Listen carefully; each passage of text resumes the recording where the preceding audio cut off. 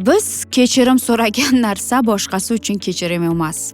Shuning uchun turmush o'rtoqlar ko'pincha kechirim so'rashga urinishlarini sezmaydilar ham. +1 301 760 60 70 bizning WhatsApp raqamlarimiz aziz do'stlar. Shuningdek unutmang, bizda Alkitab Media internet saytimiz ham mavjud.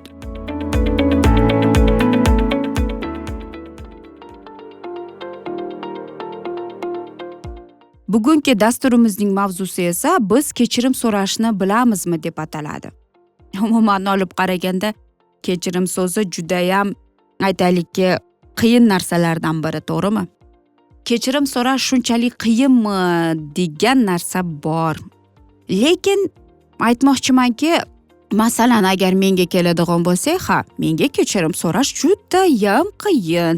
Chunki bu narsani men aytmoqchimanki, bu yerda ayol kishi birozgina g'urur degan narsasi mavjud. Erkaklarda ham xuddi shunday va biz turmush o'rtog'imiz bilan bilmayman-u, lekin bu borada menga turmush o'rtog'imda omadim chopgan qizlardan biriman desam ham bo'ladi. Chunki turmush o'rtog'im agar biz kun bo'yi masalan WhatsAppda urushib janjal qilsak ham, lekin kechqurun hech narsa bo'lmagandek keladi, gapiraveradi, xuddi biz urushmaganmiz ham. Men bu holatlarga o'rganib ham qolganman, lekin ba'zida ham kulgili. Lekin aynan mana shu dasturni tayyorlayotganimda men o'ylanib qoldim, nima uchun men kechirim so'ramayman? Axir biz 17 yildan beri birga turmush qurganimiz bo'ldi. Aziz do'stlar, bilasizmi? Bu yerda juda qiyin masalalardan biri, chunki ko'p oilaviy juftliklarda mana shu mavjud deb o'ylayman. Nimaga desangiz, birinchi o'rinda biz o'ylanishimiz kerakki, nima uchun biz kechirim so'rashimiz kerak. Muqaddas kitobda ajoyib bir ko'p narsalarga duch keldim. Bu birinchi o'rinda biz umuman olib qaraganda nimaga kechirim so'ramaymiz? Birinchi o'rinda aytaylikki, men agar kechirim so'rasam, bu shuni anglatadiki, bu men o'zimning xatolarimni tan olaman va kechirim so'rayman deb. Va kechirim so'rash bu birinchi o'rinda, aziz do'stlar, menga Yuhannoning aytdiki, agar biz qachonki o'zimizning gunohlarimizni odam otaga aytsak, demakki biz bizning gunohlarimiz kechiriladi deb aytadi va biz nohaqlikdan tozalanamiz deb. Va men shuni tushunib yetdimki, demak men o'zimga o'zim yolg'on gapirib kelganman. Chunki aziz do'stlar, shunday ham bo'ladiki, biz turmush o'rtoqlarimizni bo'lgan gunohlarda ayblashni boshlaymiz aziz do'stlar. Va qachonki biz Tangrining oldida gunohlarimizni tan olib, Tangrining oldida gunohlarimizni tan olganimizdagina, aziz do'stlar, biz boshqa insonning oldida ham, aziz do'stlar, biz mana shu narsaga kelishimiz mumkin.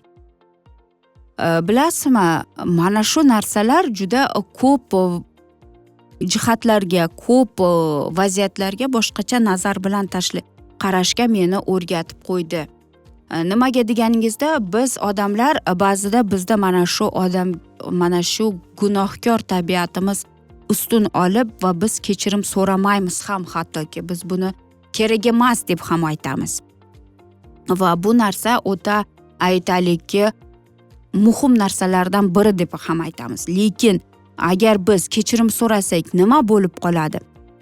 Men turmush o'rtog'im ko'p mana shu iborani aytadiki, "Hay, kechirim so'rasang nima bo'lib qoladi?" deb aytadi.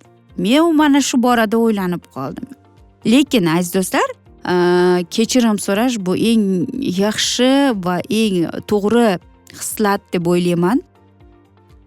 Lekin nima bo'lgan chog'ida ham nima uchun men kechirim so'ramayman? Mana shu savol meni qiynab keldi va qarangki, men mana shu bir kitobni o'qiganimda, u kitobda yozilganki, biz shuni qilamizki, bizning ota-onamiz qilgan narsalarni. Demak, qarangki, bizning oilamizda masalan mening ota-onam albatta janjal va janjal bo'lgandan so'ng otam onamdan masalan kechirim so'ramasdi. Men ham mana shu odatni afsuski olib olganman.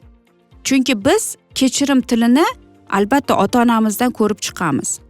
turmush o'rtog'imga meni kechir deyish oson. Demak, uning oilasida bu tajriba bo'lgan va uning oilasida bu narsa mavjud, lekin mening oilamda unday emas. Demak, kimga qiyin? Ha, to'g'ri. Menga qiyin, chunki men aytishim kerak. Ha, demak, men kechirimlik tilini o'rganishim kerak deb. Va men qaynam bilan suhbatlashganda qaynam aytdiki, bilasanmi dedi. Men bolalarimga dedi, bolalikdan shu narsaga o'rgatib kelganmanki, agar sen nohaq bo'lsang, demak borib kechirim so'rashing kerak. Agar sen qayerdadir noto'g'ri xato qilgan bo'lsang, demak sen borib kechirim so'rashing kerak deb aytgan. Va mana shu narsa aziz do'stlar meni hayratga soldi. Umuman olib qaraganda bilasizmi, sevgining bu yerda kechirim tili umuman olib qaraganda 5 ta til mavjud ekan. Birinchisi bu afsuslanish. Bu kechir degan bu albatta birinchi so'zlardan biri. Masalan, meni kechirib qo'y, men uyga kech keldim. Men bilaman sen meni kutgansan va hokazo deb. Ikkinchisi bu albatta mas'uliyatni qabul qilish. Bu yerda aytaylikki, meni kechir, men noto'g'ri, men nohaq edim degan so'zlarni ishlatganimizda bu albatta buni qabul qilishdadir. Uchinchisi bu albatta aytaylikki to'liqlantirish deganda. Masalan, turmush o'rtog'ingiz qaysidir bir aytaylikki sanani unutib qoldi. Bugun aytaylikki taxminan sizlarning turmush qurganingizga palon kun bo'ldi va turmush o'rtog'ingiz buni esdan chiqarib qo'ydi va u aytadiki, meni kechir, men unutib qolibman deb aytadi aziz do'stlar. Ya'ni inson bu narsa bilan sizdan kechirim so'ramoqchi, ya'ni u sizni quchoqlaydi va bu birinchi o'rinda sizga sevgi tilini ko'rsatib kelmoqda. Sovg'a beradi, bu esa albatta bu ham sevgidir va uchinchisi bu albatta harakat va xizmat qilishdir. To'rtinchisi aziz do'stlar, bu haqiqatan ham butun siz o'zingizning xulq atrofingizni o'zgartirishdir aziz do'stlar. Ya'ni ko'pincha holatda erkak kishi aytadiki, meni kechir, men yana o'zimdan chiqdim deb aytadi. Bu menga yoqmaydi, meni xarakterimda aynan mana shu narsa yoqmaydi, men o'zgarishga harakat qilaman deb. Mana shu narsa esa albatta aziz do'stlar 4-tillardan biri. 5-chisi albatta bu kechirim so'rash iltimosidir. Iltimos, meni kechir deb aytadi. Bilasizmi, bir doktor aytganki, agar insonlar deydi, turmush o'rtoqlar kechirim tilini bilsa deyapti, ularni deydi kechirish tili juda oson kechib qoladi deb aytadi. Shuning uchun ham biz hattoki kechirim so'rash tilini ham bilib o'rganishimiz kerak bo'ladi aziz do'stlar. Bu yerda aytmoqchimanki, biz qanday kechirim so'raymiz, qanday ohangda kechirim so'raymiz. Men aytmoqchimanki, har bir insonga bu kechirim so'rash bu ham bir iroda, bu kuchdir va bu xarakterga moslashgan bo'lib qoladi. Shuning uchun ham aytib o'tmoqchimanki, aziz do'stlar, kechirim so'rash bu qiyin bo'lsa ham, lekin bu oilaviy munosabatlarda eng katta yutuqlardan biri hisoblanadi.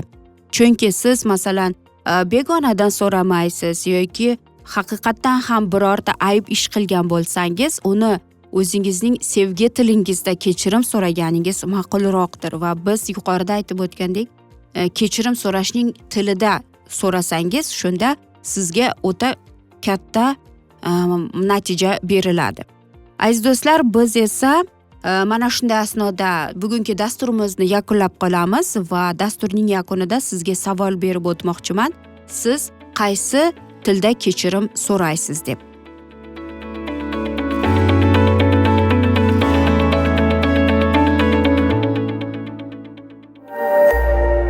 To'liq darslarimiz bilan alkitab.media saytimizda tanishib olishingiz mumkin.